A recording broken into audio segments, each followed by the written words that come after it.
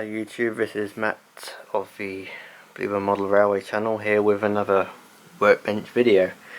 Over the past few weeks or months, depending how long I take to put things online, we've been sort of covering renumbering and changing the identity of locos. You can see in front of me I have a Merchant Navy, which is 35028 clan line. Got this for quite cheap from a very well known auction site. Basically I bought this for £42 I think it was, and I sort of had the intention of making it into another Merchant Navy. There was a few little bits and pieces which I didn't realise before it was too late, which was a slightly different tender. I think it was a 5,000 gallon tender I think I needed, instead of the 6,000 which the clan line model comes with. But that's easily swappable, and there's a couple on eBay floating around, so it's not too bad. So mainly in this episode or this video is going to be basically changing the identity of this loco completely. Obviously it will need renaming and renumbering. You've seen me do renumbering before on another loco, which was a standard 4MT tank engine from Bachmann. As I noted on there, it's slightly more difficult to get the lettering or numbers off from the cab on this one. They're slightly better applied for whatever reason. On the nameplate itself, you can easily get hold of an etched nameplate. I have ordered some here. You can see here this loco will be eventually, when it's renumbered, at 35027, which is port line. And as you can see, these were ordered from Fox Transfers. The main nameplate port line is etched in brass, and the front number for the smoke box has been etched in, I think it's stainless or something like that, I can't remember. But it has a silver look to it, which is quite nice, and also it has the two little bolts which attach it to the front smoke box door, which is a nice little touch really. But generally I'll show you how to attach these to the loco if it's the right shape, and the same shape, and not smaller or bigger, or well, if it's bigger it's not too bad, but if it's smaller then it could be a problem. But hopefully, because these have been made to go on these models, it shouldn't be too much of a problem.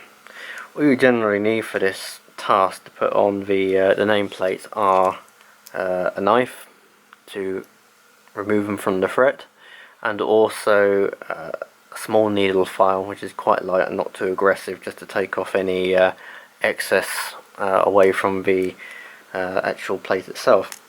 You'll also need some either glue or varnish or something to attach the plate to the model.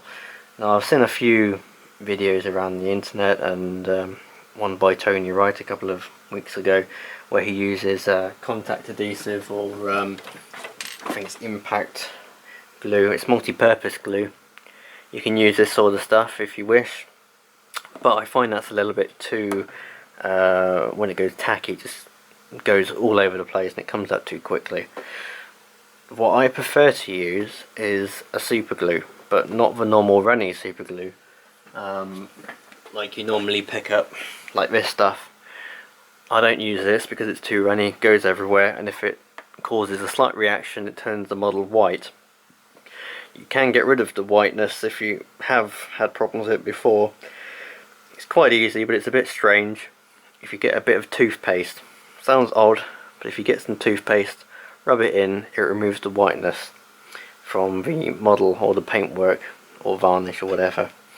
But generally what I use is a very small amount of super glue gel, which is quite expensive, but it doesn't run everywhere and it's easy to apply in small amounts, which I usually use a cocktail stick and just put it in dabs around the plate and push it firmly and let it dry, and then it should be okay. That's quite my way of doing it anyway, but of course there are various other ways. You can use varnish to attach it, or you can use various other methods as well. But that's the way I do it, and I've been doing it for a few years. In fact, most of my models have it, so it's not really a problem.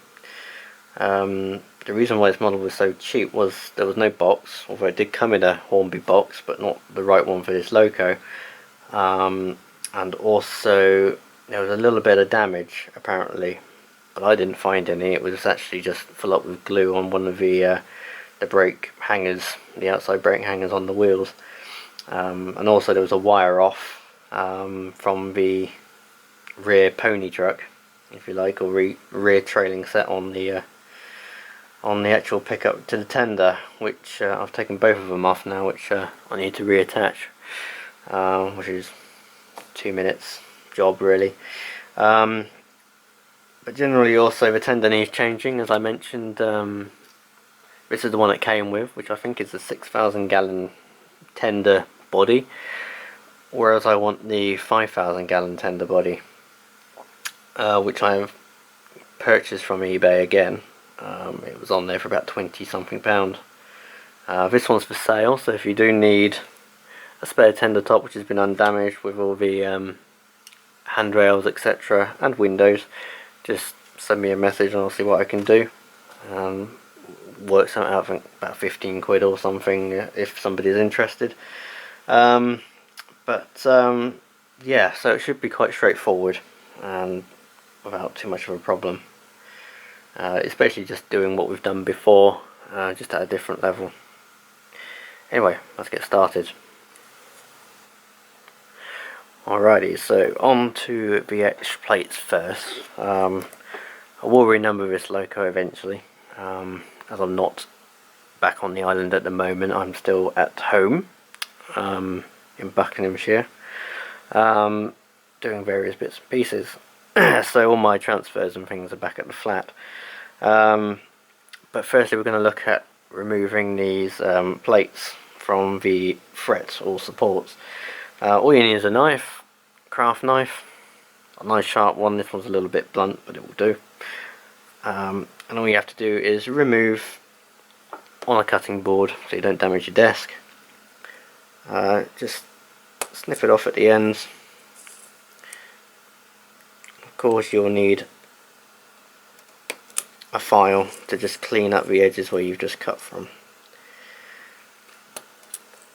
Let's release that. All these plates are hand finished, as it says on Fox's website.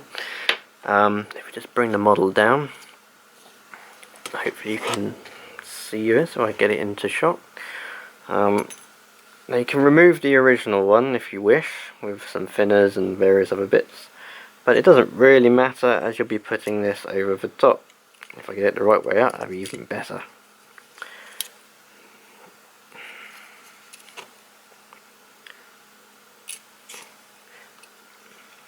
So I've hold it in place, obviously, for there you go. So it's actually quite a good fit, so we can pretty much just glue this straight over the top without making any modifications or changes, which is good. Obviously that needs to be tidied up with a small file, a very light file, and then you can glue that in place on the model with either glues I've already mentioned. You can see on the front as well, this will need covering over. Don't need to remove it, you can change it with the one which comes on this set. I think this set was about £14, but the price doesn't really matter. I mean, they're really nicely done plates. I use them on quite a few things, including the standard 4, which was last seen in the videos, in video series. There's a few other little things I'm going to do to this model, so this is going to be a kind of series on how to improve and make this Hornby bullet a little bit better. Also covered in various other series. If I just move this around and up slightly, you can see I've also started painting out the cab as well. This is just using a cocktail stick or a pencil. I'm using the Vallejo paints, which have featured in a few of my write-ups. This is just acrylic paint, alcohol based. These are nice and thick as well, so instead of the watery sort of Humbrol paints, these come out nice and thick, and they're really good colours. You'd hardly have to go over them with another coat really. Just one coat and it's nice and thick and very good. This is copper and this is gold for brass, or brass actually. And yeah, it comes out really well. They do silver and various other things. Quite a big range of paints, and they also do a nice range of pre-mixed airbrush paints as well, so you can put them straight in your airbrush and paint away. Anyway, I'll leave that where it is at the moment. On the next episode I'll show you some other bits as well, possibly renumbering a Hornby loco, because we've done the back from one, but it's exactly the same, but just very a little bit longer process to get it off because it's so well done. And I'm trying to keep these videos about 10-15 minutes long. Anyway, I hope that helps, and I hope some of you have learnt something from this video on how to attach etch plates correctly and safely without damaging your own model. That's all for now, and hopefully I'll see you in the next video where we will see this bullet a little bit more complete, shall we say. Thanks for now.